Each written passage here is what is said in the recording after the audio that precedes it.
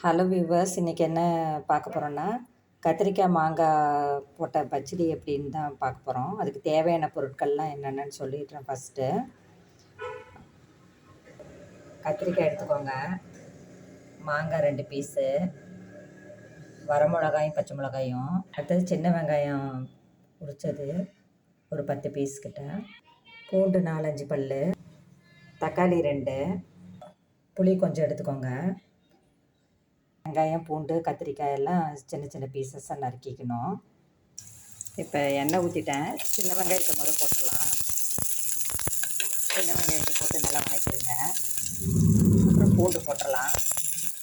வெங்காயம் பூண்டு வணக்கின பிறகு தக்காளி போட்டுடலாம். தக்காளி போட்டோன்னா பச்சை மிளகா, வரமிளகா எல்லாத்தையும் போட்டுடலாம்.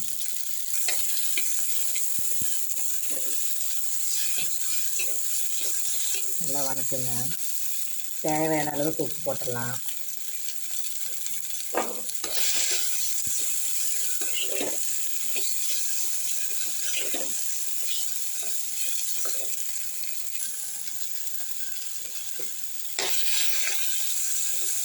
சின்ன வெங்காயம், பூண்டு, தக்காளி, பச்சை மிளகா, வரமிளகா.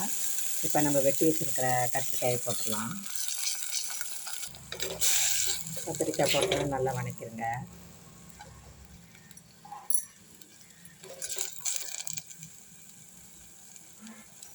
இது மஞ்சத்தூள் போட்டுக்கலாம். வேணுன்றவங்க கொஞ்சம் மிளகா பொடி கூட போட்டுக்கலாம். தட்டு போட்டு மூடி வச்சுருங்க, நல்லா வேகட்டும். மாங்காய் அதுக்கப்புறம் கத்திரிக்காய் வெந்தோடனே மாங்காய் போட்டுக்கலாம். கத்திரிக்காய் வந்தோன்னா இந்த புளி கொஞ்சம் போட்டுடலாம். இந்த வெட்டின பீஸ் மாங்காய் பீஸில் போட்டுடலாம். எல்லாம் போட்டுட்டு நல்லா கிளறி கொடுக்கலாம். பார்த்தோம்னா இன்னும் கொஞ்சம் தண்ணி ஊற்றிக்கலாம். மாங்காய் மூழ்கிறது மறுபடியும் தண்ணி ஊற்றிடுங்க. அப்படியே ஸ்மாஷ் பண்ணி விடுங்க. கடுகு தாளிச்சிக்கலாம். கடலப்பருப்பு போட்டுக்கோங்க. கொஞ்சம் பெருங்காயம் போட்டுட்டு 2 கருவேப்பிலை போட்டு தாளித்து போட்டுருங்க.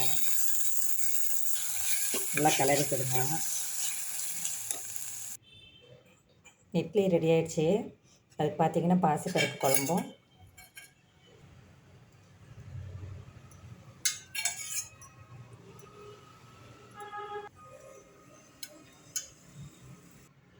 டிஃபன் ரெடி ஆகிடுச்சு. வாங்க சாப்பிட்லாம்.